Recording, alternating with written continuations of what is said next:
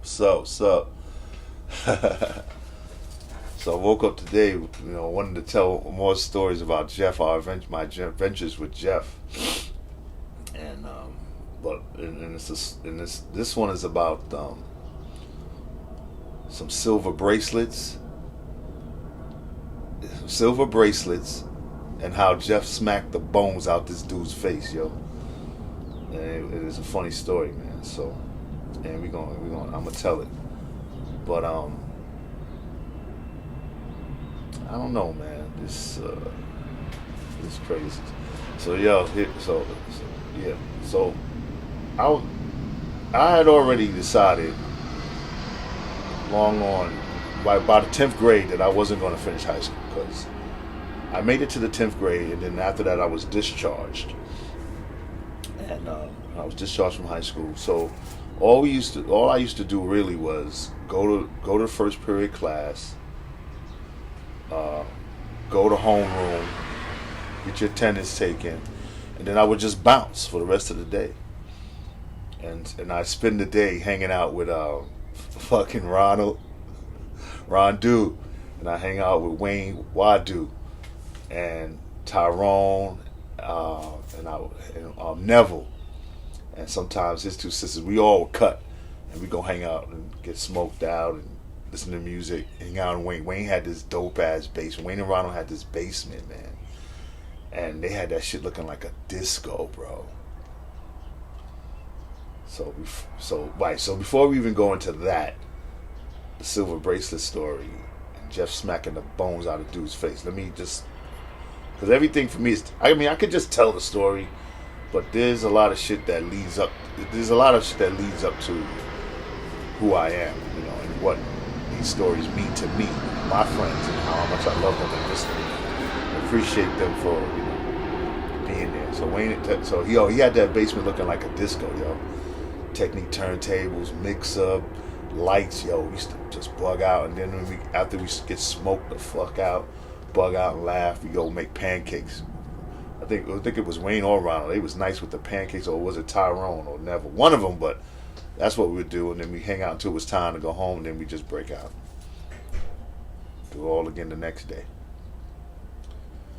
But yeah. But and and understand something. I'm not doing this YouTube shit. Man, here's somebody coming.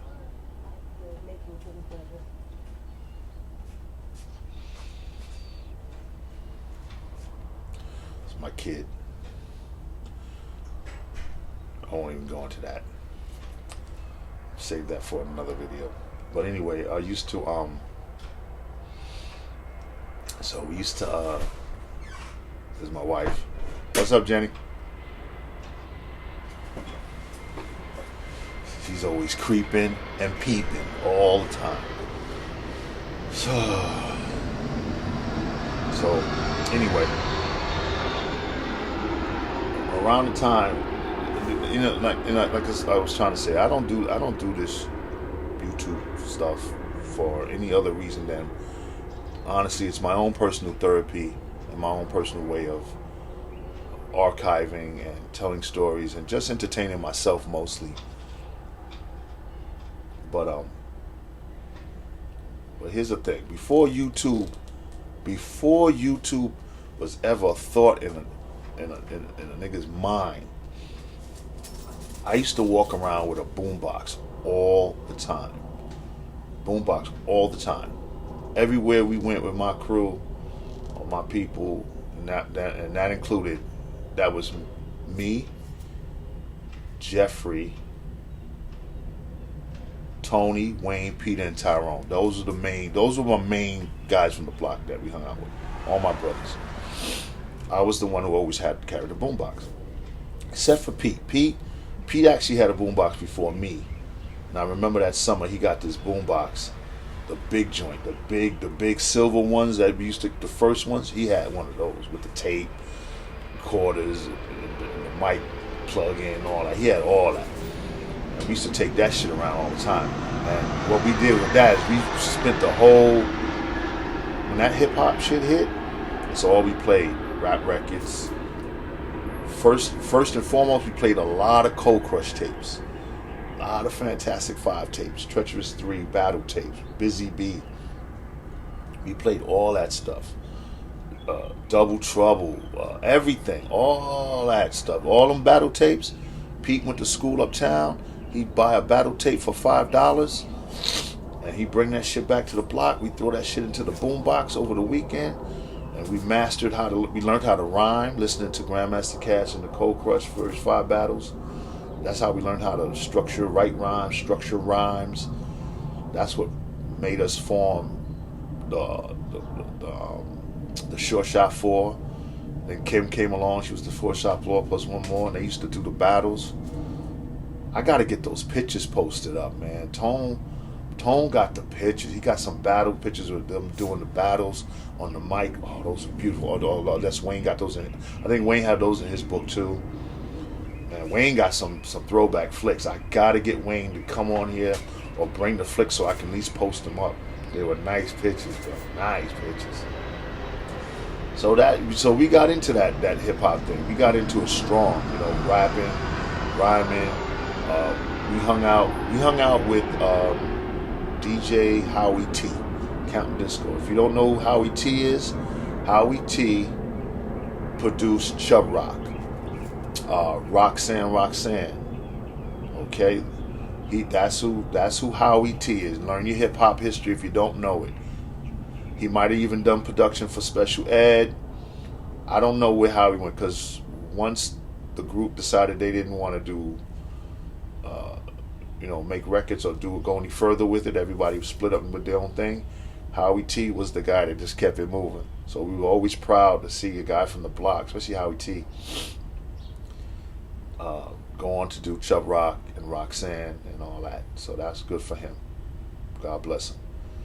And we got to know him from the block because we decided we wanted to be rappers, but it ended up being straight up. I didn't know it then, but I had terrible stage fright, like literally stage fright. Like I could write rhymes really well, and I could freestyle pretty well, and I could formulate a rhyme real well, and I'm good with beats and everything.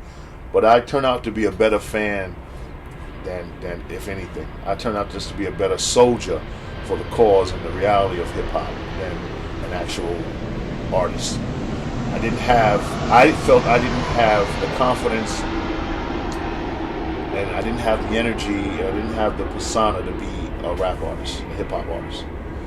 So I just stepped in the background, learned how to mix, scratch, learned how to do graffiti. I do it very well. I mix very well. I write very well, but then writing was a thing where, ghostwriters wasn't a thing I ever thought of. I could have wrote rhymes for people who maybe you have the energy, but you don't have the imagination to write. I could have did that, but it wasn't a thing then. And by the time it became a thing, if it's not really a thing, I'm no longer interested. So, that's how we rolled back when we were kids. We were young. 15, actually. 15. Started at 15, 16. So for Howie T, we was like his roadies. I remember pushing his carrying crates to basement parties for him, and pushing the big speakers for him. Yeah, I can honestly say a lot of people respect Roxanne, and I surely do, and a lot of people respect Chub Rock. I surely respect Chub Rock as an MC. But you don't hear about Howie T. I don't know any interviews with Howie T or any magazine articles about him. Maybe I missed them, I don't know, but he gets forgotten about. But nah, I don't forget about him. Howie T, we called him Count Disco back in the day. He had a mad homemade speakers. He had a mad homemade console before they made these metal consoles. He had a wooden one. He was the man. He could mix. He could scratch his ass off. He could mix and scratch. Howie was nice, and I'll always have that. So that connection to hip hop and how it came from the uptown to us, then it made us want to be MCs and want to get into the art form and form our own group, and we did parties, we did shows, we did block parties, we did basement parties. And I never thought of it before, but yeah. If anybody ever mentions Howie T, Chubb Rock producer, Roxanne, I was a roadie for Howie T before he was famous. He lived in Flatbush, East Flatbush, and we rehearsed in his basement on weekends, and we listened to beats, and we scratched, and we rehearsed, and that's it. And there you go. It's real. I own that one. It's all I got. Oh shit, yeah. So let's let me get into let's get into the silver bracelet story.